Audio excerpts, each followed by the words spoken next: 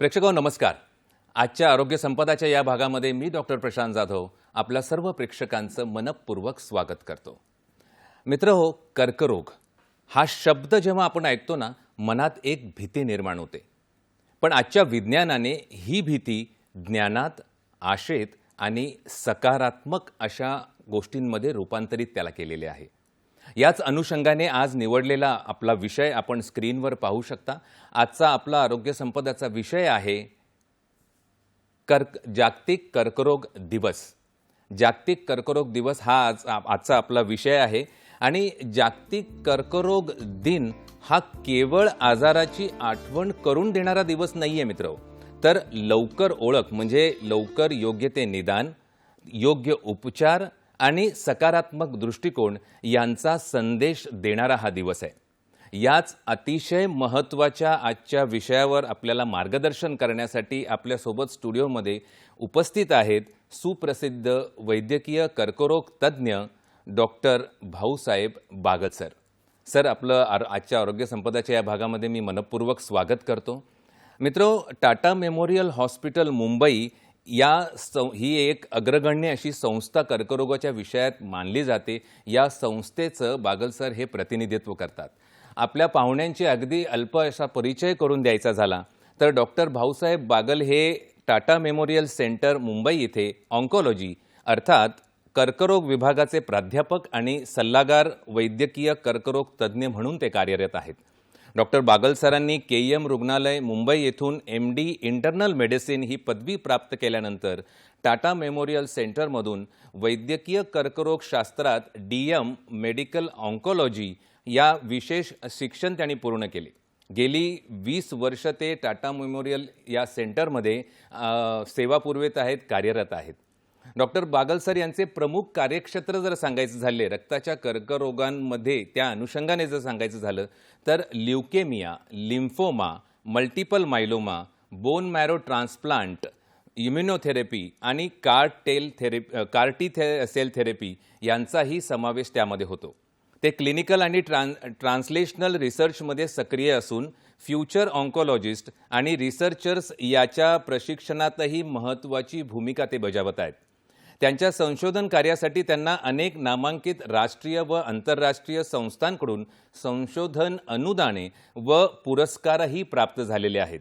त्यांच्या संशोधन कार्याला आंतरराष्ट्रीय स्तरावरती मान्यता मिळालेली असून त्यांनी 150हून अधिक अगदी प्रतिष्ठित अशा नियतकालिकांमधून त्यांचे वैज्ञानिक लेख आणि शोधनिबंधही प्रकाशित झालेले आहेत. तसेच अमेरिकन सोसायटी ऑफ हिमॅटॉलॉजी या प्रतिष्ठित जागतिक संस्थेकडून या मंचावर त्यांना महत्त्वपूर्ण त्यांनी संशोधनही सादर केलेले आहेत. चला तर मित्र, नक्कीच आपण आजचे आपले पाहुणे हे विषयाचा सखोल अभ्यास व प्रगल्भ अनुभव त्यांचा या विषयासंदर्भात आहेत. चला तर मग कर्करोग या विषयावरती भीतीपासून ते विज्ञानापर्यंतचा एक प्रवास आपण सुरू करूया. चला तर मित्र, एका महत्त्वपूर्ण अशा विषयावरती आपण आज चर्चा करणार आहोत. संवेदनशील असा विषय पण अतिशय महत्त्वाचा विषय आणि जागतिक कर्करोग दिवसाच्या या पार्श्वभूमीवरती ही चर्चा आपण डॉक्टर बागल सर यांच्याबरोबर करणार आहोत. चला तर आपल्या चर्चेकडे आपण वळूयात. सर, पुन्हा एकदा मी आपलं आरोग्य संपदाच्या या भागामध्ये आपलं स्वागत करतो. अतिशय महत्त्वाचं सर, आता ही जी पार्श्वभूमी आहे जागतिक कर्करोग दिवस, या निमित्ताने अतिशय महत्त्वाची गोष्ट म्हणजे हा जागतिक आरोग्य संघटनेकडून हे सेलिब्रेट केलं जातं, हा दिवस साजरा केला जातो जगभरामध्ये. तर याचं नेमकं औचित्य काय आणि याचे उद्देश काय हे आपण काय सांगाल सर? नमस्कार सर. सर्वप्रथम मी आपले आभार मानतो मला इथे बोलण्याची संधी दिल्याबद्दल आणि प्रेक्षकांनाही नमस्कार. जागतिक कर्करोग दिवस हा 2004 वर्षापासून UICC यांनी मांडायला सुरुवात केलेली आहे आणि याचा प्रमुख उद्देश असा आहे की जसं आपण म्हटलात की कॅन्सरविषयी जनजागृती करणे, त्यासोबतच या आजाराबद्दल असलेला गैरसमज दूर करणे, याच्याबद्दल असलेला स्टिग्मा किंवा याच्याबद्दल असलेला निगेटिव्ह दृष्टिकोन दूर करणे, तसेच NGOज, गव्हर्नमेंट ऑर्गनायझेशन्स यांच्याकडे या आजाराविषयी ट्रीटमेंट, जी इक्विटेबल आणि अफोर्डेबल राहिली पाहिजे, याच्यासाठी ॲडव्होकेसी म्हणजे याची माग करणे, याच्यासाठी हा अत्यंत सोपा परंतु खूप इफेक्टिव्ह असा प्रयत्न या UICC या संस्थेने सुरू केला आणि त्याची सुरुवात झाल्यानंतर आपण दरवर्षी हा दिवस साजरा करतो, जेणेकरून आपण हा त्यांचा उद्देश पुढे नेऊ शकतो. नक्कीच अतिशय स्तुत्य असा हा उपक्रम आहे आणि पुढाकार आहे. जागतिक आरोग्य संघटनेच्या मार्फत जरी असला तरी भारतामध्ये अनेक अशा संस्था या गोष्टीला एक साधारण जनजागृती ज्याला आपण म्हणू शकतो, एक सामान्य लोकांपर्यंत त्याच्या काही बारकावे त्याचे पोहोचवणं आणि या सर्व गोष्टी उपचाराच्या दृष्टिकोनातून, निदानाच्या दृष्टिकोनातून अनेक अनुषंगाने, कर्करोगाच्या अनुषंगाने नक्कीच हा कार्यक्रमही त्याचाच एक भाग म्हणून आपण पाहूया. सर, समाजामध्ये अजूनही जेव्हा कर्करोग हा शब्द आपण उच्चारतो तेव्हा तो शेवट झाला अशी एक भीती मनामध्ये प्रत्येकाच्या असते, एक गैरसमज आपण त्याला म्हणूया. ही मानसिकता बदलण्यासाठी सर्वात महत्त्वाचं काय पाऊल उचलावं लागेल सर? आय थिंक सर हा अत्यंत महत्त्वाचा प्रश्न आहे. या शब्दासोबत जी निगेटिव्हिटी आलेली आहे ती दूर करणं अतिशय गरजेचं आहे. सर्वप्रथम तर याच्याविषयी आपल्याला माहिती असणं, याच्याविषयी समाजामध्ये ज्ञान असणं, याच्यामध्ये अवेअरनेस असणं हे महत्त्वाचं आहे. आणि हे तयार झाल्यानंतरच ज्यावेळेस याचे रिझल्ट्स आपल्या पेशंटसोबत माहिती पडतील, समाजाला यातील झालेली लक्षणीय सुधार लोकांच्या ज्यावेळेस लक्षात येईल, त्यावेळेस ही निगेटिव्हिटी डेफिनेटली दूर होऊ शकते. दुसरं, पेशंट सपोर्ट ग्रुप तयार करणे, पेशंट सर्वायव्हर ग्रुप तयार करणे, याही गोष्टी या निगेटिव्हिटीला मात करू शकतात. तर डेफिनेटली अवेअरनेस, तिला जास्त पसरवणे, लोकांसोबत पोहोचवणे आणि ही जी लक्षणीय प्रगती झालेली आहे या आजाराच्या ट्रीटमेंटमध्ये ती लोकांसमोर दाखवणे, हा एक चांगला वे ठरवू शकतो या निगेटिव्हिटीला कमी करायला सर. नक्कीच काही नकारात्मक गोष्टी समाजामध्ये नेहमीच कोणत्याही रोगाला घेऊन असतात. खास करून कर्करोगामध्ये आपण पाहतो की अनेक गैरसमज लोकांच्या मनामध्ये आहेत. तर अशा कार्यक्रमाच्या निमित्ताने आपल्यासारख्या तज्ज्ञ मार्गदर्शकांच्या मार्गदर्शनाने नक्कीच हे गैरसमज दूर होऊन कुठेतरी एक सकारात्मक दृष्टिकोन या रोगाकडे पाहण्याचा लोकांचा निर्माण होईल अशी आपण नक्कीच अपेक्षा करूया. सर, मग भारतामध्ये अनेक प्रकारचे कर्करोग आपण ऐकतो, तर भारतामध्ये सध्या कोणते कर्करोग साधारण सर्वाधिक आढळतात याबद्दलही आपल्याकडून आम्हाला जाणून घ्यायला आवडेल आणि त्यामागची प्रमुख कारणे कोणती हेही सांगा सर. निश्चितच सर, ज्यावेळेस आपण आपल्या देशाचा एका पॉप्युलेशन स्केलवर विचार करतो त्यावेळेस आपल्याकडे कॉमन असणारे कॅन्सर्स आणि त्यांची ट्रीटमेंट किंवा त्याच्याविषयी संशोधन अतिशय महत्त्वाचं आहे. आणि तसं बघितलं गेलं तर जगाच्या बाकी देशाच्या मानाने आपल्याकडे काही कॅन्सरचं प्रमाण जास्त आढळतं. फॉर एक्झाम्पल ओरल कॅव्हिटी किंवा तोंडाचा किंवा मुखाचा कर्करोग ज्याला म्हणतो, त्याचे एक आपल्याकडे जास्त प्रमाण दिसतं. दुसरा एक स्पेसिफिक कर्करोग गर्भाशयाच्या मुखाचा, ज्याला आपण सर्वायकल कॅन्सर म्हणतो, तो हा इंडियामध्ये जास्त प्रकारे आढळतो. दुसरा ब्रेस्ट कॅन्सर, त्याच्याही बऱ्या प्रमाणे आपल्याकडे आहे. तसेच पोटाचे अन्ननलिकेचे विकार हे आपल्याकडे जाणवायला मिळतात. असं म्हटलं तरी काही कॅन्सर्स कॉमन असतात, परंतु आपल्याला जगभरात दिसणारे सर्व काही कॅन्सर कमी जास्त प्रमाणामध्ये आपल्याला दिसायला मिळतात. आणि जर सर कारणाकडे यायचं म्हटलं तर आपण त्याची कारणे ब्रॉडली 4 ग्रुपमध्ये डिवाइड करू शकतो. पहिलं तर एन्व्हायरमेंटल फॅक्टर्स आणि जे आपल्याला एक्सपोजर मिळू शकतं त्याचा विचार करू शकतो. नेक्स्ट आपली डाएट आणि लाईफस्टाईल याचाही याच्यावर परिणाम होऊ शकतो आणि तेही कर्करोगाला कारणीभूत असतात. आणि बाकी काही जेनेटिक्स आणि सोशल स्ट्रक्चरही याला कारणीभूत असतं. परंतु जर बघायचं झालं तर सर अत्यंत टाळण्यासारखा आणि प्रिव्हेंटेबल आपण कॅन्सर ज्याला म्हणतो त्याचा मागे जर काय असेल तर tobacco in any form, betel chewing, smoking etcetera, ही भरपूर साऱ्या कॅन्सरसाठी कारणीभूत असते. नेक्स्ट म्हणायला गेलं तर अल्कोहोलीमुळेही बरेचसे कॅन्सर्स होण्याची शक्यता असते. आता नवीन जीवनशैलीनुसार आपल्याकडे वजन वाढणे किंवा लठ्ठपणा म्हणता येईल किंवा सेडेंटरी लाईफस्टाईल याच्यामुळेही खूप साऱ्या कॅन्सर होण्याची शक्यता वाढते आणि तेही डेफिनेटली उभरणारा प्रकार आहे. आणि काही इन्फेक्शन्समुळे होतात, जसं पॅपिलोमा व्हायरसमुळे सर्वायकल कॅन्सर होणे किंवा हेपॅटायटिस बीमुळे. आणि ॲक्च्युली बघायला गेलं तर हे कारणं असणारे कॅन्सर्स आपण प्रिव्हेंट करू शकतो किंवा यांना आपण टाळू शकतो. त्यामुळे याच्याविषयी आपल्याला माहिती असणे डेफिनेटलीच गरजेचं आहे. आणि म्हणून आपण ज्यावेळेस यांना डिवाइड करतो त्यावेळेस आपण या रिस्क फॅक्टर्स कॅन्सरला मॉडिफायबल आणि नॉन मॉडिफायबल असं डिस करतो. मॉडिफायल म्हणजे ज्यांना आपण टाळू शकतो किंवा ज्यांचा आपल्याला उपयोग होऊ शकतो. आणि जसं मी सांगितलं, टोबॅको अनहेल्दी डाएट, तर म्हणजे पालेभाज्या खाणं, फळांचा आपण उपयोग करणं, प्रोसेस्ड फूड कमी करणं, सॅच्युरेटेड फॅट कमी करणं, या छोट्या छोट्या गोष्टी आहेत आणि या लॉंग रनमध्ये खूप उपयोगाच्या पडू शकतात. आणि फिजिकल इनॲक्टिव्हिटी किंवा हेल्दी राहणं आणि वेट मेंटेन करणं हे होऊ शकतं. तसेच काही हॅबिट्स नसाव्यात, ॲडिक्शन डेफिनेटली आपण टाळायला पाहिजे. काही गोष्टी socio economical, environmental pollution definitely ह्या लार्ज स्केलवर याच्यासाठी विचार केला पाहिजे. आणि रेडिएशन्स याचं एक्सपोजर टाळणे किंवा फूडमधले कंटॅमिनंट अवॉइड करणे, याही गोष्टी करायला पाहिजे. पण सर याही सोबत दुसरा एक महत्त्वाचा पार्ट आहे की जो नॉन मॉडिफायबल, म्हणजे याला आपण काही करू शकत नाही. जसं वय वाढतं तसं कॅन्सरचं प्रमाण वाढलं जातं. काही कॅन्सर्स फार क्वचित हेरिडिटरी असतात, म्हणजे लेस दॅन 4-5% ऑफ द कॅन्सरचा त्याचाही भाग असतो. काही कॅन्सर्स आपल्या जिनॉमिक याच्यामुळे येतात. तर याला आपण नॉन मॉडिफायबल रिस्क म्हणतो. या परिस्थितीमध्ये आपण जास्त काळजीपूर्वक राहतो. परंतु सांगायचं असेल तर हे सगळेच कॅन्सर आपण प्रिव्हेंट करू शकत नाही किंवा आपण अर्ली डिटेक्ट करू शकत नाही. परंतु प्रिव्हेंटेबल कॅन्सरमध्ये आपल्याला जी कारणं आहेत ती डेफिनेटली आपण टाळायला पाहिजे.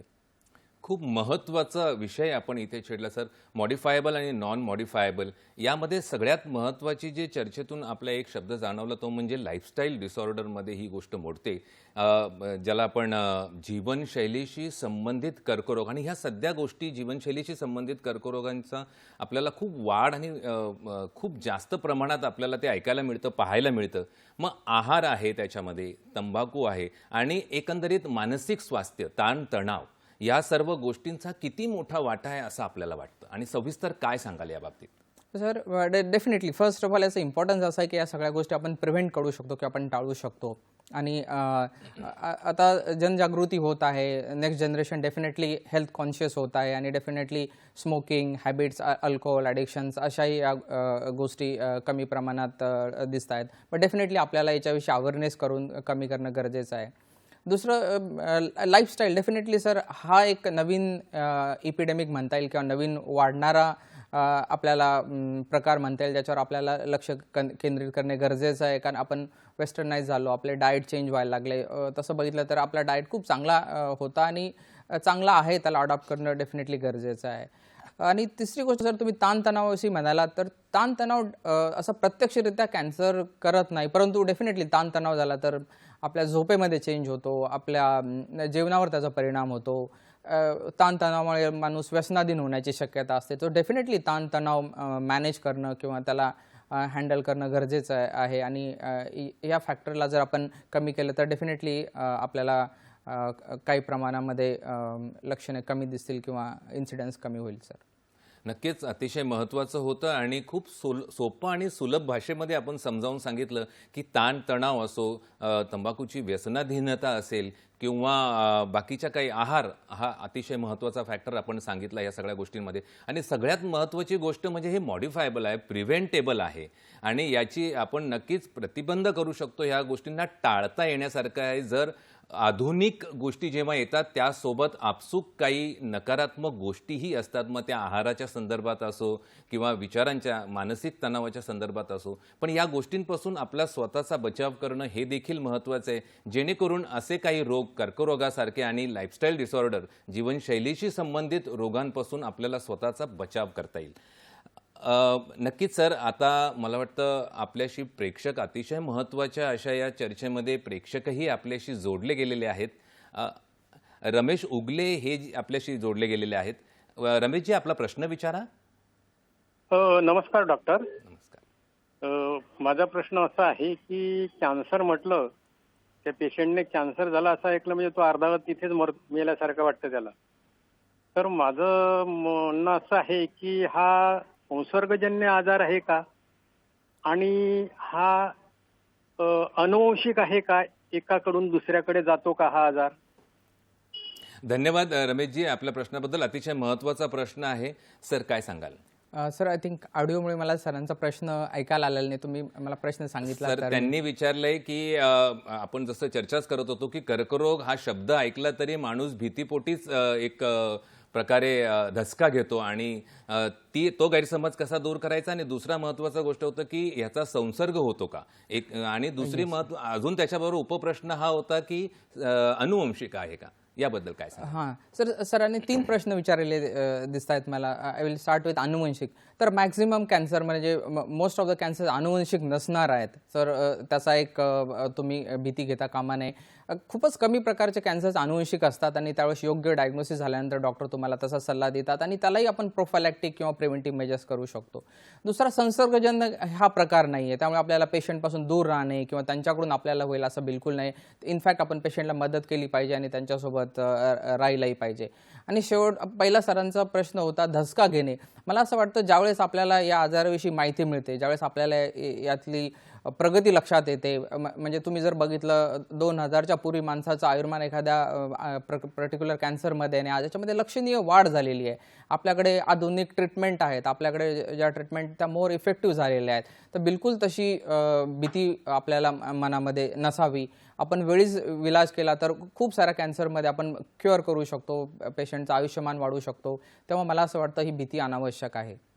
खूप महत्त्वाचं होतं. अतिशय रमेशजी, आपल्या प्रश्नांमुळे एक महत्त्वाचा कंगोरा या विषयाचा उलगडला गेला. सरांकडून अतिशय समर्पक असं उत्तर आपल्याला नक्कीच मिळालं असं मी आशा करतो. सर, पुढे चर्चा नेताना महत्त्वपूर्ण गोष्ट कर्करोगाच्या बाबतीत जर त्याच्या मॅनेजमेंटच्या बाबतीत एकंदरीत जर बघितली तर लवकर निदान, अर्ली डिटेक्शन हा सर्वात महत्त्वाचा असा भाग समजला जातो. तर या कर्करोगाच्या उपचारामध्ये याचं महत्त्व किती आणि ते कसं निर्णायक ठरतं याबद्दल काय सांगाल? सर, हा अत्यंत महत्त्वाचा भाग आहे. कारण आपण ट्रीटमेंटमध्ये हा पार्ट पेशंट एखाद्या डॉक्टरांकडे येण्याच्या आधीचा पार्ट आहे आणि त्याच्यावर आपल्याला ॲक्ट करणं खूप गरजेचं आहे. म्हणजे याचा जर विचार करायचा झाला तर फर्स्ट ऑफ ऑल आपल्याला याच्यामध्ये माहिती असणं खूप गरजेचं आहे आणि कॅन्सरचे आपण काही कॉमन सिम्पटम्स जे जनरल लोकांसाठी सांगू शकतो त्याच्याविषयी आपण बोलूया थोडक्यात. तर मी काही प्रकारात असं म्हणेल की कॅन्सरचे वेगवेगळ्या अवयवांचे कॅन्सर वेगवेगळ्या स्वरूपामध्ये येतात आणि त्यामुळे सगळ्यांचे सिम्पटम्स सारखे राहणं किंवा त्यांना डिटेक्ट करणं मुश्किल असू शकतं. परंतु काही गोष्टीकडे तुम्ही लक्ष द्यायला पाहिजे. फॉर एक्झाम्पल, आपल्याला शरीरामध्ये कुठेही गाठ आली, आपण म्हणतो ट्यूमर झाला, तर हा ट्यूमर मेनी टाइम्स हा दुसरा असेल, ही गाठ दुसऱ्या आजाराची असू शकते. परंतु आपण त्यावेळेस खास करून मानेमध्ये येणारी गाठ, काखेमध्ये येणारी गाठ, बायांना स्तनामध्ये येणारी गाठ किंवा पोटामध्ये येणारी गाठ, या गाठीचा एक आपण लक्ष ठेवायला पाहिजे. दुसरा आहे विनाकारण होणारा वजनामधली कमी किंवा विनाकारण येणारा थकवा, ही एक लक्षण असू शकते. याला आम्ही बी सिम्पटम्स म्हणतो. दुसरं आहे एखादी जखम जी आपल्याला भरून येत नाही. फॉर एक्झाम्पल, आपल्या तोंडामध्ये जखम झालेली आहे आणि ही काही आठवडे भरत नाही आहे किंवा अशी फॉर एक्झाम्पल ही जखम कुठेही शरीरामध्ये जर काही वेळामध्ये भरत नसेल तर न भरणारी जखम एक याचं लक्षण असू शकतं. दुसरा अनैसर्गिक रक्तस्राव, म्हणजे एखाद्याच्या युरिनमध्ये किंवा टॉयलेटमध्ये ब्लड जाणे किंवा बायांमध्ये एक्सेसिव्ह मासिक पाळी येणे किंवा मासिक पाळी बंद झाल्यानंतर परत पाळी येणे. सो हे अनाकारण आणि एक्सप्लेन न होणारा रक्तस्राव हाही याचं लक्षण असू शकतं. पोटाचे आजार, युजली पोटामध्ये सूज येणे किंवा आपली जी बॉवेल हॅबिट्स होतात चेंज होणे. काही लोकांना संडासला साफ होत नाही किंवा काही लोकांना लूज मोशन होते. तर आपल्याला सगळं काही व्यवस्थित असताना अचानक जर असं काही उद्भवलं तर तेही पोटाच्या आजाराचं लक्षण असू शकतं. लक्षण अशी ब्रॉड असतात, परंतु मला असं वाटतं कुठलेही लक्षण काही आठवड्यामध्ये जर जात नसेल तर आपण डॉक्टरांकडे जाणं गरजेचं आहे. आणि हे लक्षण ब्रॉड असल्यामुळे आपल्याला सगळ्यांविषयी सांगणं थोडंसं मुश्किल आहे, परंतु ते अवयवावर अवलंबून आहे. फॉर एक्झाम्पल, आपल्याला घशाचा आजार झाला किंवा लंगचा आजार झाला तर खोकला जाणवणे किंवा आवाजामध्ये होणारा बदल, तर ही महत्त्वाची लक्षणे आपण लक्षात ठेवू शकतो. मला असं वाटतं वेळीच आपल्याला आपल्या जनरल फिजिशियनकडे किंवा आपल्या प्रायमरी डॉक्टरांकडे अशी लक्षणं जर आपण गेली तर मोस्ट ऑफ द टाइम्स ही लक्षणं कॅन्सरची नसतील, परंतु जर यदा कदाचित असतील तर त्याचं आपण वेळीच निदान करू शकू आणि त्यानंतर आपला जो इलाज आहे तो एकदम सोपा होईल. त्यामुळे याला डिले न करणं महत्त्वाचं आहे. आणि सर, दुसरा पार्ट तुम्ही स्क्रीनिंग विषयी म्हणाला तर डेफिनेटली हा पार्ट काही केसेसमध्ये आपल्याला हेल्प करतो. कॅन्सरच्या नक्कीच मी आपल्याला मध्येच थांबवतोय. आपण स्क्रीनिंग या विषयाला सविस्तर समजून घेऊया, पण त्याआधी प्रेक्षक पुन्हा आपल्याशी जोडले गेलेले आहेत. मनीषाताई कुलकर्णी या अहिल्यानगर येथून आपल्याशी जोडले गेलेले आहेत. त्यांचा प्रश्न आपण घेऊया. मनीषाताई, आपला प्रश्न विचारा. हा, नमस्कार डॉक्टर. नमस्कार. हा, मला एक प्रश्न विचारायचा आहे आपल्याला. माझे सासऱ्यांना कसं डायबिटीस झाला होता, डायबिटीस होता आणि त्यांचं आत्तामध्ये निधन झालंय साधारण 1 वर्षापूर्वी. पण जेव्हा त्यांच्या पांढऱ्या पेशी खूप वाढत होत्या आणि तेव्हा आम्हाला सांगण्यात आलं की बोन मॅरोची तपासणी करावी लागेल. मग बोन मॅरोची तपासणीचा रिझल्ट यायच्या आधीच आम्ही त्यांना कमांड हॉस्पिटलला ॲडमिट केलं होतं. ते 3ला ॲडमिट केलं, 3 डिसेंबर आणि 11 डिसेंबरलाच त्यांचा म्हणजे मृत्यू झाला. तेव्हा कळलं की त्यांना ब्लड कॅन्सर होता. मग ते पांढऱ्या पेशी त्यांच्या 4 लाखापर्यंत वाढल्या होत्या. मग ते डॉक्टरांनी बोन मॅरो टेस्ट हाच एक म्हणजे तपासणी करण्यासाठी पर्याय असतो की रक्ताची वगैरे दुसरी कुठली चाचणी करावी लागते त्यासाठी. नक्कीच आपला प्रश्न आमच्या लक्षात आला. सर काय सांगाल याच्या बाबतीत? आपल्यापर्यंत प्रश्न पोहोचला होता सर? नाही सर, मला हां, तुमची मदत तर लागेल. वयस्कर यांचे सासरे होते ते मनीषाताईंचे आणि त्यांना डायबिटीज हा बऱ्याच दिवसापासून त्यांना डायबिटीजचा आजार होताच. पण त्यासोबत त्यांना काही त्रास झाल्या कारणाने, अशक्तपणा आणि बाकीच्या गोष्टी आल्या कारणाने त्यांना डॉक्टरांकडे घेऊन गेल्यावरती डॉक्टरांनी जेव्हा त्यांचे काही चाचण्या केल्या, रक्ताच्या चाचण्या केल्या, त्याच्यामध्ये पांढऱ्या पेशी WBC काउंट हा 4 लाखाचा साधारण त्यांना जाणवला. आणि त्याच्यानंतर मग त्यांनी बोन मॅरो तपासणी सांगितली गेली, सुचवली गेली आणि त्याच्यामध्ये ब्लड कॅन्सर असं निदान करण्यात आलं. तर त्यांचा प्रश्न असा होता की या निदानासाठी हा बोन मॅरो हीच तपासणी शेवटची आहे की त्याच्या अगोदरही या रोगाला समजून घेता येऊ शकतं, याबद्दल त्यांचा प्रश्न होता. So definitely sir. सर मनीषाताईंचा प्रश्न आपण बोन मॅरो अवॉइड करू शकतो का, असा जर असेल तर बोन मॅरो ही जागा आहे जिथे रक्त बनतं आणि हा रक्त कॅन्सराचा जो ओरिजिन आहे तिथे होतो. तर बऱ्याच वेळेस आपल्याला बोन मॅरोच्या तपासणीनंतर रक्ताच्या आजाराची माहिती पडते. इनफॅक्ट रक्ताच्या आजारामध्ये बाकी आजारांसारखी स्टेज नसते, त्यामुळे आपण त्यांचे गुणधर्म हे रक्ताच्या तपासणीपेक्षा बोन मॅरोच्या तपासणीमध्ये जास्त पकडू शकतो. तर काही रक्ताचे प्रकार आपण ब्लडमध्ये म्हणजे ब्लड टेस्टने डायग्नोज करू शकतो आणि काही प्रकारामध्ये आपल्याला बोन मॅरो टेस्टची गरज पडू शकते. काही आजारामध्ये आपण ते अवॉइड करण्याचा प्रयत्न करतो. तर डेफिनेटली आपल्याला त्यांच्याविषयी अधिक माहिती मिळाल्यानंतर याचं उत्तर देता येईल. परंतु मॅक्झिमम वेळेस बोन मॅरोची टेस्ट या आजारामध्ये करायला आपल्याला गरज पडते. नक्कीच अतिशय महत्त्वाचा मनीषाताई, धन्यवाद आपल्या प्रश्नाबद्दल. महत्त्वाच्या काही कंगोरे आपण या विषयाचे उलगडून अजूनही पाहणार आहोत चर्चेच्या ओघामध्ये. पण आता इथे वेळ झाली एका छोट्याशा विश्रांतीची. तर कुठेही जाऊ नका, पाहत राहा आपला आवडता कार्यक्रम आरोग्य संपदा.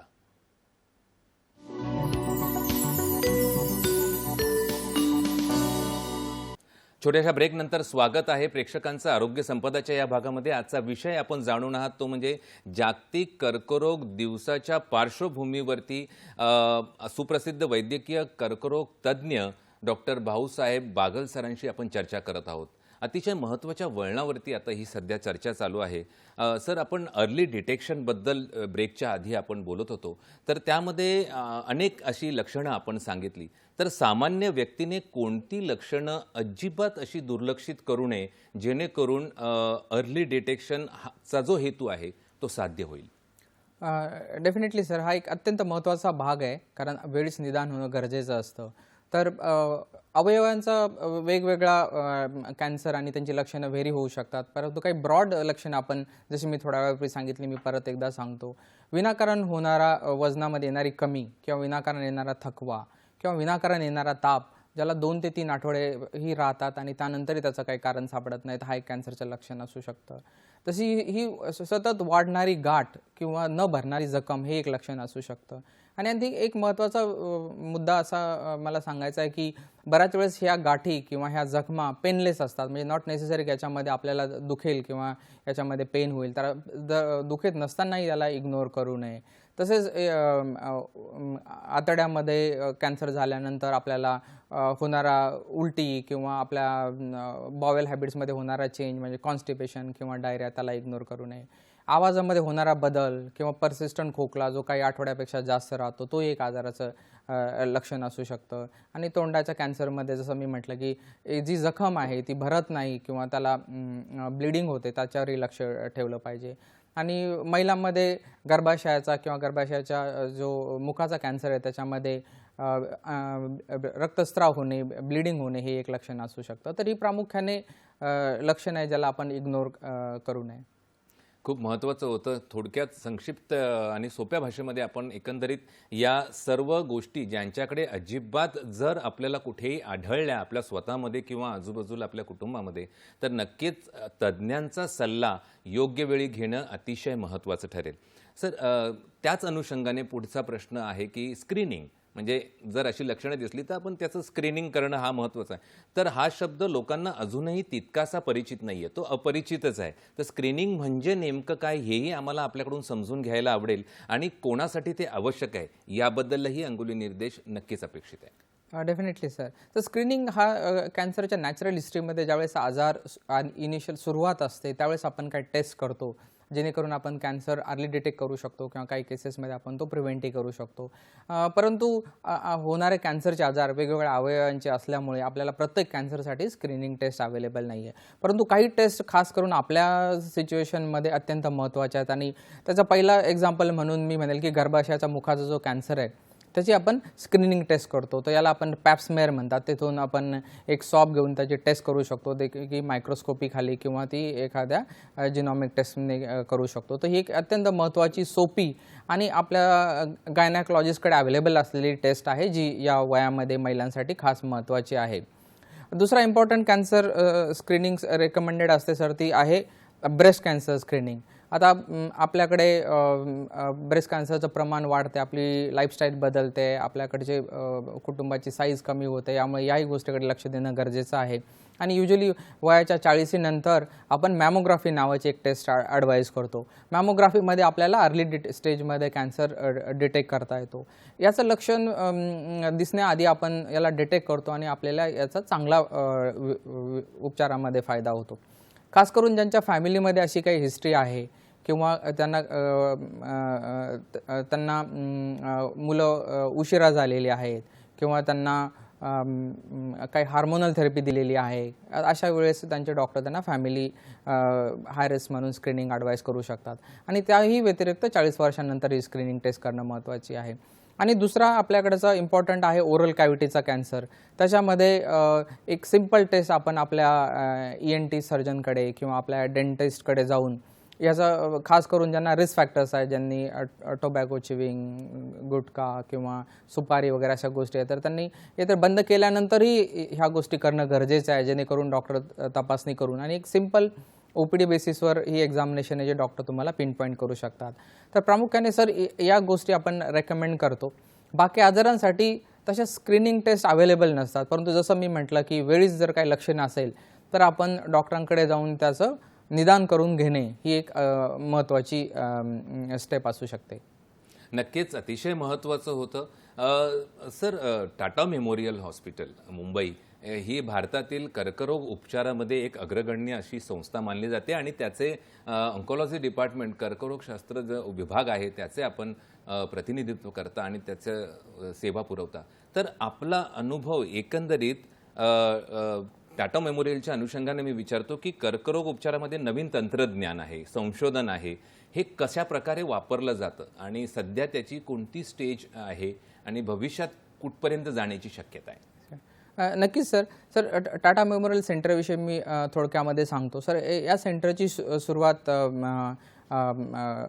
टाटा फॅमिलीने केली. त्यांनी ही सुरुवातीला एक लोकांसाठी सुरू केलेली एक खाजगी रुग्णालय होतं, पण त्यानंतर याला गव्हर्नमेंट ऑफ इंडियाने चालवायला घेतलं आणि तेव्हापासून कॅन्सरसाठी आपल्या देशामध्ये ही संस्था कार्यरत आहे. टाटा मेमोरियल सेंटरचा उद्देश पेशंटचे वेळीच ट्रीटमेंट करणे, त्यांना आवश्यक असलेल्या ट्रीटमेंट त्या भावामध्ये देणे, तसेच भारतामध्ये असलेल्या कॅन्सर पॉलिसीज डिसाईड करणे. कॅन्सर आपल्याला गरजेचा आपल्या पेशंट लोकांना परवडेल आणि आपल्या पेशंट लोकांना ज्या गरजेच्या रिसर्च किंवा संशोधन करणे हा असा आहे आणि त्याच अनुषंगाने हॉस्पिटल काम करतं. आमचं टाटा हॉस्पिटलचे मुंबईमध्ये 2 सेंटर आहेत, परंतु भारतभर आता नवीन 9 सेंटर्स टाटा मेमोरियल सेंटर सोबत जोडले गेलेले आहेत आणि तसेच आमचे आउटरीच प्रोग्राम म्हणजे भारतभर जवळपास भारतामध्ये असलेल्या कर्करोगांपैकी 10 ते 15% पेशंट कधी ना कधी टाटा हॉस्पिटलमध्ये आयदर ट्रीटमेंट किंवा ओपिनियनसाठी येतो. आणि जर ट्रीटमेंटबद्दल बोलायचं सांगितलं तर हा एक बॅलन्सिंग ॲक्ट आहे. ॲट द सेम टाईम समाजातील प्रत्येक स्तरातील माणसासाठी ट्रीटमेंट करण्याची कॅपॅसिटी किंवा तशा सोयी आम्ही पुरवतो. त्यातच अदर विंडला state of the edge, high edge cutting technologies आमच्याकडे अवेलेबल असतात. संशोधनामध्ये जायचं म्हटलं तर क्लिनिकल ट्रायल्स किंवा जे लेटेस्ट अवेलेबल ट्रीटमेंट मोडॅलिटीज आहेत त्या अवेलेबल असतात आणि याचाही पेशंटला चांगला फायदा होतो. तर हा टाटा हॉस्पिटल डेफिनेटली कॅन्सरमध्ये एक लीड इन काम करत आहे आणि त्यावेळेस नमूद करायला पाहिजे, कारण आपल्याकडे होणाऱ्या पेशंटची संख्या खूप आहे आणि टाटा हॉस्पिटल सोडूनच NGO, ट्रस्ट चॅरिटेबल हॉस्पिटल्स आणि खाजगी हॉस्पिटलही कॅन्सरच्यासाठी चांगली ट्रीटमेंट करतात. प्रत्येक माणसाला हे ट्रॅव्हल करणं किंवा हे शक्य होत नाही आणि त्यांच्या घराकडे ही आशा होतात. तर एकंदरीत कॅन्सरच्या ट्रीटमेंटच्या फॅसिलिटीज वाढलेल्या आहेत आणि बऱ्याच वेळेस त्या आपल्याला किंवा रुग्णांना आपल्या घराजवळही मिळू शकतील. डेफिनेटली ही ट्रीटमेंट त्या दृष्टीने सोपी झाली आहे. नक्कीच sir, Tata memorial hospital Mumbai हे नक्कीच एक अतिशय प्रतिष्ठित असं कर्करोगाच्या संदर्भात जो काही पुढाकार एकंदरीत आहे तो खरोखर वाखाणण्याजोगा आहे. कारण आपण पाहतो की जो रुग्णांचा ओघ तिकडे आहे तो अतिशय मोठा आहे आणि जो लोड टाटा मेमोरियल हॉस्पिटलवरती आणि त्याच्या आता शाखा इकडे तिकडे पसरत आहेत म्हटल्यावरती नक्कीच विभागला गेला असेल तो. पण एकंदरीत ही परिस्थिती किती भयावह आहे हे सुद्धा या दृष्टिकोनातून आपल्याला लक्षात येतं. पुन्हा प्रेक्षक आपल्याशी जोडले गेलेले आहेत. सुमितजी हे परभणीहून आपल्याशी जोडले गेले आहेत. सुमितजी, आपला प्रश्न विचारा. हा सर, आपला प्रश्न विचारा, आपला आवाज आमच्यापर्यंत पोहोचतोय. हा सर, मला विचारायचं होतं सर, माझ्या आईला ब्लड कॅन्सर डिटेक्ट झालेला आहे. अक्यूट मायलॉइड ल्युकेमिया आहे असं सांगितलं होतं आणि तिला 5-7 वर्षापासून अधूनमधून पोस्ट मेनोपॉझल ब्लिडिंग होत होती आणि पुन्हा नंतर एकदा असंच तिला टीबी निदान झालं. एक गाठ आली होती मानेवरती आणि टीबी डायग्नोज झाल्यानं एक्स्ट्रा नोडल टीबी सांगितला. मग त्याच्याबद्दल कोर्स करायला सांगितला. मग ते कोर्स केला 6 महिन्याचा आणि आईचं माझ्या कंडिशन चांगलं झालं आणि तेव्हा पाळी पण थांबलेली होती. पण अचानक पुन्हा 6 महिन्यांनी वापस तिला पाळी सुरू झाली. हे तिच्या वयाच्या जवळपास 51-52 वय चालू होतं, 52-53 वर्ष, आणि तिची अधूनमधून यायची पाळी 45-47 वर्षापासून सुरू झाली होती. 15 दिवसाला, 20 दिवसाला, कधी महिन्यात 2 वेळेस. आणि असं करता करता ट्रीटमेंट नीट झालं, टीबी पण नीट झाला केलेला कोर्स. पण अचानक पुन्हा 6 महिन्यांनी पाळी आली आणि 2020 ला ती एक्सपायर झाली. आपला प्रश्न आमच्या लक्षात आला. तर ते मला विचारायचं होतं सर, अक्यूट मायलॉइड ल्युकेमिया झाला म्हणून सांगितलं तिला. ट्रीटमेंटला प्रतिसाद पण दिला थोडे दिवस काही तिने आणि पुन्हा 2-3 महिन्यातच ट्रीटमेंट चालू असतानाच एक्सपायर झाली. नक्कीच आमच्या संवेदना आपल्या सोबत आहेत जे काही घडलं त्या बाबतीत. पण नक्कीच आपल्या प्रश्नाचं उत्तर आपण सरांकडे घेऊया. धन्यवाद आपल्या प्रश्नाबद्दल. तर अक्यूट मायलॉइड ल्युकेमिया, जसं मी म्हटलं की ब्लड कॅन्सरमध्ये वेगवेगळे प्रकार आहेत आणि अक्यूट मायलॉइड ल्युकेमिया थोडासा ट्रीटमेंट करायला डिफिकल्ट आजार आहे सुमितजी, आणि खास करून ज्यांचं वय जास्त असतं त्यावेळेस ट्रीटमेंट करणं डिफिकल्ट जातं आणि त्यामुळे काही लोकांमध्ये आजार वापस येण्याचं प्रमाण आपल्याला याच्यामध्ये दिसून येतं आणि म्हणून काही लोकांमध्ये आपण बोन मॅरो ट्रान्सप्लांट किंवा इम्युनोथेरपी करतो. आणि डेफिनेटली हे 2020 पासून आता जर आपल्याला एक्झाम्पल द्यायचं झालं तर आता हे पिक्चर कम्प्लिटली बदललेलं आहे. 2020 नंतर अक्यूट मायलॉइड ल्युकेमियामध्ये बऱ्यापैकी टार्गेटेड थेरपीज अवेलेबल झालेल्या आहेत. सो डेफिनेटली याचा जो आजाराचा आज जर आपण ट्रीटमेंट केली तर त्याचा रिझल्ट कदाचित वेगळा असू शकतो. तेव्हा डेफिनेटली या आजाराविषयी भीती न बाळगता ट्रीटमेंट करणं गरजेचं आहे. दुसरा एक इम्पॉर्टंट क्वेश्चन, तुम्ही त्यांना ट्युबरक्युलोसिस झाला असं सांगितलं, तर या आजारामध्ये माणसाची इम्युनिटी कमी होते आणि संसर्ग लवकर होतो आणि त्याची वेळेस ट्रीटमेंट करायला लागते. सो डेफिनेटली तोही एक पार्ट ब्लड कॅन्सरमध्ये किंवा साधारणतः इंटेन्सिव्ह ट्रीटमेंटमध्ये समोर येतो. ज्या रोगांमध्ये रोगप्रतिकारक शक्ती आपली कमी होते त्यामध्ये कर्करोग हाही शामिल असा रोग आहे. नक्कीच महत्त्वाचा आपल्या प्रश्नाबद्दल नक्कीच धन्यवाद. सर, आपण चर्चा करत होतो टाटा मेमोरियल हॉस्पिटलचा 20 वर्षाचा साधारण अनुभव या विभागाशी, कर्करोग तज्ज्ञ म्हणून आपण तिथे पाहत आहात, आपली सेवा देत आहात. तर कर्करोगाचे उपचाराचा जेव्हा आपण विचार करतो तेव्हा शस्त्रक्रिया किंवा किमोथेरपी हे 2 गोष्टी जास्त मानल्या जातात. पण आता तिथपर्यंत ते सीमित न राहता अनेक टार्गेटेड थेरपी आहे, इम्युनोथेरपी आहे. याबद्दलही आपल्या प्रेक्षकांना नक्कीच जाणून घ्यायला आवडेल. त्याबद्दल काय सांगाल सर? सो डेफिनेटली सर, हा अत्यंत महत्त्वाचा प्रश्न आहे आणि कॅन्सरची ट्रीटमेंट जर आपण बघितलं गेल्या 2 दशकामध्ये ती जास्त सक्सेसफुल झालेली आहे हे तर आहेच, पण त्याबरोबर ती सोपी झालेली आहे, त्याचे साईड इफेक्ट्स कमी झालेले आहेत आणि ती अफोर्डेबल पण झालेली आहे. आणि जर आपण सर्वात पहिला ट्रीटमेंटची पद्धती आपण नवीन पद्धती म्हणलं तर टार्गेटेड थेरपी म्हणतो. टार्गेटेड थेरपी म्हणजे कॅन्सरच्या सेल्सवर जे काही प्रोटीन्स असतात किंवा दुसरे टार्गेट्स असतात त्यांना जाऊन ही ट्रीटमेंट ॲक्ट करते आणि त्यामुळे शरीराच्या बाकी भागावर त्याचे दुष्परिणाम कमी दिसतात. त्यामुळे आपण टिपिकल जे किमोथेरपीमध्ये होणारे साईड इफेक्ट ते कमी बघायला मिळतात. दुसरा ट्रीटमेंटचा आणि आजकाल जास्त उपयोगात येणारा प्रकार आहे इम्युनोथेरपी. तर आपल्या शरीराची जी रोगप्रतिकार शक्ती असते त्याचा उपयोग करून आजाराला कंट्रोल करण्याची पद्धती इम्युनोथेरपी ही जाते. ती जास्त प्रभावी आहे. ती किमोथेरपीपेक्षा कमी साईड इफेक्ट देणारे त्याचेही साईड इफेक्ट आहेत आणि त्यालाही मॅनेज करायला व्यवस्थित मॅनेज करणं गरजेचं आहे, परंतु ते कमी प्रमाणाचे साईड इफेक्ट आहे आणि अशी थेरपी आपल्याला अवेलेबल आहे आणि त्याच्यामध्ये मोनोक्लोनल अँटीबॉडीज आणि अँटीबॉडी ड्रग कॉन्जुगेट आणि बायस्पेसिफिक अँटीबॉडी. दुसरा यांच्या आणि केमोथेरपीच्या रिझल्टमध्ये खूप डिफरन्स आहे, म्हणजे यांची ॲक्टिव्हिटी कितीतरी पटीने जास्त आहे किंवा यांच्यानंतर येणारा जो रिझल्ट आहे तो कितीतरी जास्त वर्षांसाठी राहतो. आणि लेटेस्ट आपण सेल्युलर थेरपीचं एक नवीन आपण म्हणू शकतो की दशक सुरू झालेलं आहे. याच्यामध्ये आपण आपल्या रोगप्रतिकार शक्ती करणाऱ्या सेल्स आहेत जसे टी लिम्फोसाइट किंवा नॅचरल किलर सेल्स यांना इंजिनियर करून आपण टार्गेटेड ट्रीटमेंट बनवतो. त्याला फॉर एक्झाम्पल जर म्हणायचं झालं तर कार टी थेरपी, आणि या आपल्या सेल्स आपल्याच कॅन्सरवर आपण कंट्रोल करण्यासाठी यूज करतो. सो डेफिनेटली जसं तुम्ही म्हणालात आपण सर्जरी, रेडिएशन थेरपी आणि किमोथेरपी यांचाही एकदम महत्त्वाचा रोल आहे. बरेचसे कॅन्सर फक्त याच आणि साध्या ट्रीटमेंटने ठीक होतील, परंतु आपल्याला जर गरज पडलीच आणि काही केसेसमध्ये आपण टार्गेटेड थेरपी, इम्युनोथेरपी किंवा सेल्युलर थेरपी प्रेफर करू शकतो, जेणेकरून आपल्याला रिझल्ट चांगले मिळतील, कमी साईड इफेक्टमध्ये मिळतील. नक्कीच अतिशय महत्त्वाचं होतं ते की सामान्य उपचार जे कर्करोगामध्ये आहेत त्याच्यासोबत हे नवीन संशोधन आणि नवीन काही गोष्टी जेव्हा येतात तेव्हा उपचारामध्ये एक प्रकारची आधुनिकता येते आणि त्याच्यामध्ये जो रिझल्ट त्याचा असतो, अपेक्षित रिझल्ट असतो, तो लवकर येण्याची शक्यता नक्कीच निर्माण होते.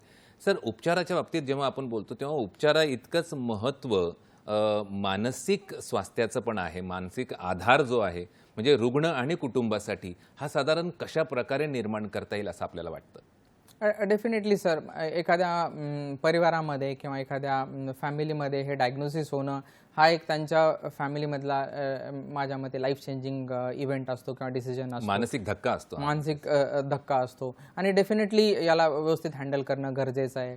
याच्यामध्ये फॅमिली मेंबर्स, फ्रेंड्स, रिलेटिव्ज आणि समाजाचा एक मोठा भाग आहे.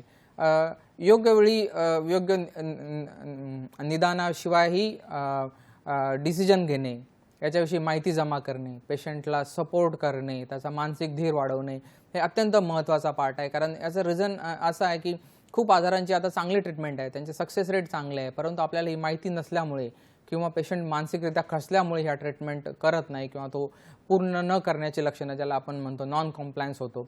सो डेफिनेटली हा पार्ट आहे जो पेशंट व्यतिरिक्त फॅमिली, सोसायटी यांनी अत्यंत करणं गरजेचं आहे. आपल्याकडे याच्यामध्ये चांगले चेंज दिसत आहेत. For example patient support group आहे किंवा पेशंट अवेअरनेस ग्रुप आहे, अशा ग्रुपचाही फायदा खूप होतो. मी बघतो, मी एखाद्या पेशंटला एक्सप्लेन केलं आणि सपोर्ट ग्रुपमधल्या एखाद्या सर्वायवर पेशंटने पेशंटची जर काउन्सिलिंग केली तर डेफिनेटली फरक पडतो. सो डेफिनेटली अशाही सेवाभावी संस्था किंवा नॉन गव्हर्नमेंट ऑर्गनायझेशन्स आपल्याला मदत करू शकतात आणि याची ॲक्टिव्हिटी किंवा ह्याही आपल्याकडे बऱ्यापैकी आता भारतामध्ये दिसत आहेत.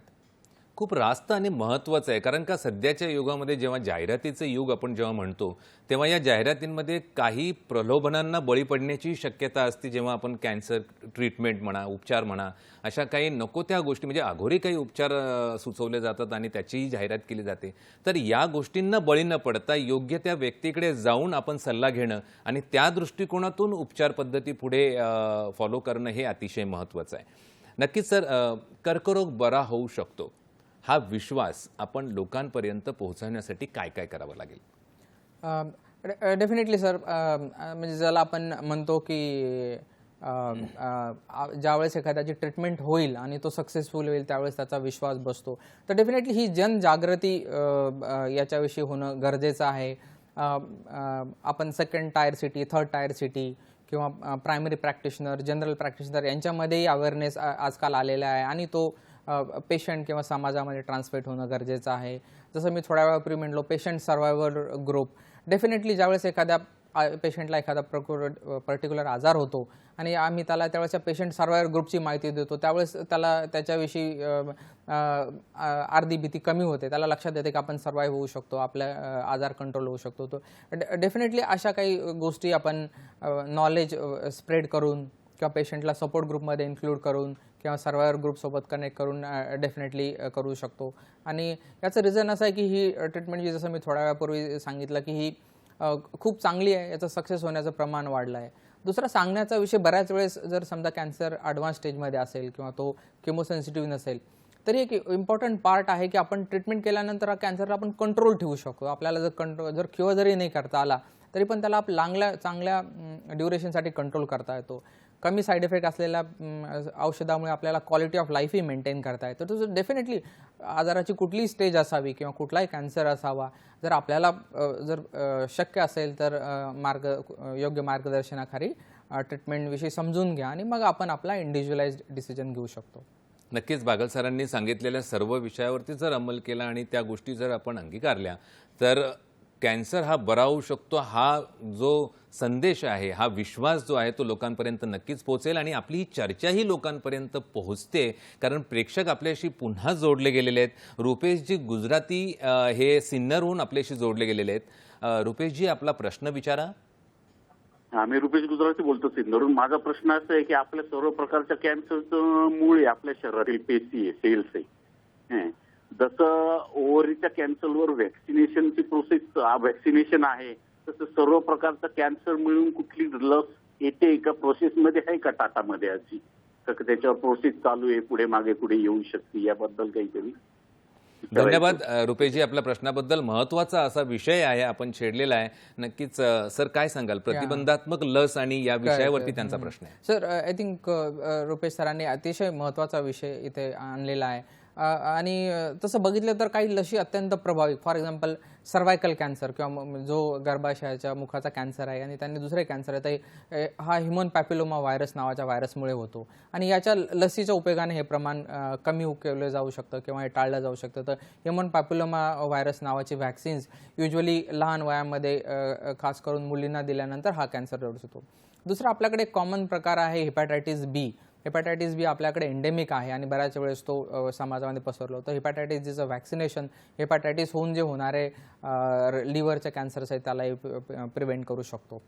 परंतु बाकी कॅन्सरमध्ये बऱ्याच वेळेस अशा व्हॅक्सिन्स अवेलेबल नसतात आणि आपण जे लाईफस्टाईल मॉडिफिकेशन, आपल्या काही सवयी टाळणे, regular general routine health checkup करणे, या गोष्टीमधून आपण त्याला वेळीच डिटेक्ट करू शकतो. नक्कीच सर, सर्व्हिक्सच्या मुखाचा कॅन्सरबद्दल आपण बोललात की मुलींना ते इंजेक्शन्स, लसीकरण त्याचं दिलेलं जातं. तर HPV व्हायरस ह्याच्या मागे जे कारणीभूत आहे तो जो विषय असेल तर मग मुलांमध्ये पण हे दिलं जातं का, हा प्रश्न पण महत्त्वाचा आहे इथे. Correct sir. HPVमुळे सर्वायकल कॅन्सरच नाही तर अदर कॅन्सरची दिसतात, जसं की ओरोफॅरेंजल कॅन्सर्स आणि काही रेकमेंडेशन्स मुलांमध्ये कमी वयामध्ये वॅक्सिन करण्यासाठी डेफिनेटली आहे.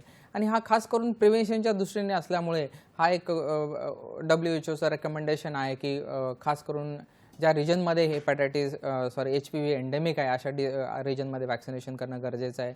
आणि अत्यंत सोपी, बऱ्याच वेळेस आपण आपले बालरोग तज्ज्ञाकडे या वॅक्सिन्स घेऊ शकतो. डेफिनेटली ह्या योग्य वेळी या मुला आणि मुलींमध्ये फायदेमंद होतील. नक्कीच फार महत्त्वाचं, तर मुलांमध्ये आणि मुलींमध्ये दोघांमध्येही हे वॅक्सिन देणं फायदेशीर नक्कीच ठरतं.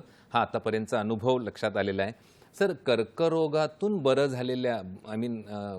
झालेल्या अशा रुग्णांसाठी फॉलोअप म्हणजे पुन्हा येऊन त्याची व्यवस्थित चाचण्या करून घेणं, पुन्हा औषधोपचाराबद्दल माहिती करून घेणं आणि जीवनशैलीतील बदल हे किती महत्त्वाचं आहे असं आपल्याला वाटतं? डेफिनेटली सर, हा एक महत्त्वाचा ट्रीटमेंटमधला टप्पा आहे. ज्यावेळी ट्रीटमेंट संपते त्यावेळेस पेशंट रिकवर होत असतो, तर आपण याला रिहॅबिलिटेशन म्हणतो. आपण त्याचा जो फॉलोअप करतो तो पेशंट वापस त्याची जीवनशैली त्याने सुरू करणे याच्यासाठी असतो. दुसरा, आपण जी ट्रीटमेंट करतो त्याला तो कसा स्वीकारतो, त्याचे काही लॉंग टर्म साईड इफेक्ट होतात का ते बघण्यासाठी. आणि या छोट्या छोट्या गोष्टी असतात. फॉर एक्झाम्पल, आपण जर गळ्याला रेडिएशन दिलं तर काय थायरॉईड कमी होतं का, पुढे त्यांचं ब्लड प्रेशर, त्यांचं लिपिड प्रोफाईल, या गोष्टी रेग्युलरली चेक करणे गरजेचं असतं. तर ट्रीटमेंटचे किंवा औषधाचे होणारे साईड इफेक्ट वेळीच आपल्याला लक्षात येण्यासाठी फॉलोअप गरजेचा असतो. काही आजारांमध्ये आजार वापस येण्याची शक्यता असते, तर तेही जर तुम्ही रुटीन फॉलोअप असाल तर आजार वापस येत असेल तर आपल्याला ते लगेच कळतं आणि बऱ्याच वेळेस त्याही कंडिशनमध्ये आपण ट्रीटमेंट करू शकतो. युजली काही दिवसानंतर डॉक्टर फॉलोअप कमी करतात जेणेकरून आजाराची वापस येण्याची शक्यता कमी झालेली असते आणि पेशंटही बऱ्यापैकी एज्युकेट झालेला असतो. त्यावेळेस पेशंट आपल्या प्रायमरी फिजिशियनकडेही फॉलोअप करू शकतो. परंतु वेगवेगळे आजार, वेगवेगळे ट्रीटमेंट पद्धती यानुसार पेशंटचा एक स्ट्रक्चर्ड फॉलोअप आपण करायला पाहिजे आणि बऱ्याच वेळेस असे पेशंट पुढे बाकी लोकांना मदतही करतात, जसं पेशंट अवेअरनेसमध्ये हेल्प करतात, सपोर्ट ग्रुपचा पार्ट बनतात आणि बाकी लोकांना मदतही करतात. नक्कीच अतिशय महत्त्वाचं होतं ते आणि प्रेक्षक पुन्हा आपल्याशी जोडले गेलेले आहेत. खूप उत्स्फूर्त असा प्रतिसाद आपल्याला प्रेक्षकांकडून आज इथे मिळतो. इतका महत्त्वाचा हा विषय आपल्या लक्षात येत आहे की रुपाली ताई सातारा येथून आपल्याशी कनेक्ट झालेले आहेत. रुपाली ताई, आपला प्रश्न विचारा. हा, 8 वर्ष झाली ट्रीटमेंट पूर्ण होऊन आणि लॅट्रोझल गोळी चालू आहे, तर ती किती वर्ष घ्यावी लागते? आणि आतापर्यंत सगळे रिपोर्ट नॉर्मलच आलेले आहेत आणि 40 नंतर मॅमोग्राफी किती वर्ष करावी लागेल? कसली ट्रीटमेंट चालू आहे आपली? ब्रेस्ट कॅन्सर झालेला मला. ठीक आहे, 8 वर्ष पूर्ण झाले. ठीक आहे सर, धन्यवाद आपल्या प्रश्नाबद्दल. सर, काय सांगाल? रुपाली ताई यांचा प्रश्न मला व्यवस्थित ऐकायला मिळाला नाही, परंतु आपण यांची जर माझ्या लक्षात आले तर ही त्यांना हार्मोनल थेरपी चालू आहे आणि हार्मोनल थेरपी अतिशय व्यवस्थित सहन होणारी आणि प्रभावी ट्रीटमेंट आहे. तर आपल्याला डॉक्टर हार्मोनल थेरपीच्या फॉलोअपसाठी बोलवत असतील. त्यानंतर त्यासोबत calcium, vitamin D, bone strong करण्यासाठी काही मेडिसिन चालू ठेवतात. म्हणजे बेसिकली हा जो फॉलोअप आहे त्यांच्या आजाराच्या वेगवेगळ्या स्टेजनुसार किंवा त्यांच्या आजाराच्या ट्रीटमेंट पद्धतीनुसार ठरवला जाईल. आणि मला असं वाटतं ज्यावेळेस तुम्ही तुमच्या डॉक्टरांना नेक्स्ट व्हिजिटमध्ये भेटाल त्यावेळेस तुम्ही त्यांना त्यांचं ड्युरेशन किंवा त्यांचा नेक्स्ट फॉलोअपचा प्लॅन काय समजून घेतलं पाहिजे. काही वर्षानंतर हे कॅन्सर वापस येण्याची शक्यता, जसं मी थोड्या वेळापूर्वी म्हटलं, कमी होते आणि त्यानंतर आपण स्क्रीनिंग किंवा ज्या टेस्ट आहेत त्या कमी करतो, तर तोही तुम्हाला तुमच्या पर्टिक्युलर केसमध्ये डॉक्टरांकडून समजून घ्यायला लागेल. परंतु डेफिनेटली तुमची जी हार्मोनल थेरपी आहे तुम्ही व्यवस्थित चालू ठेवणे, ती आपल्या डॉक्टरांना सल्ला न घेता बंद न करणे अतिशय महत्त्वाचं आहे. औषधोपचारामधील खंडितपणा येऊ नये आणि तो सातत्याने आपण चालू ठेवा तज्ज्ञांच्या सल्ल्याने, आणि ते सांगतायत तोपर्यंत ते चालू ठेवणं अतिशय महत्त्वाचं आहे. हेच आपल्या तज्ज्ञांच्या उत्तरातून आपल्याला लक्षात आलेलं आहे. सर, 20 वर्षाचा साधारण टाटा मेमोरियल हॉस्पिटलमधला आपला अनुभव, तर तिथे ग्रामीण भागातूनही बरेचसे रुग्ण आपण बघतो की येत असतात.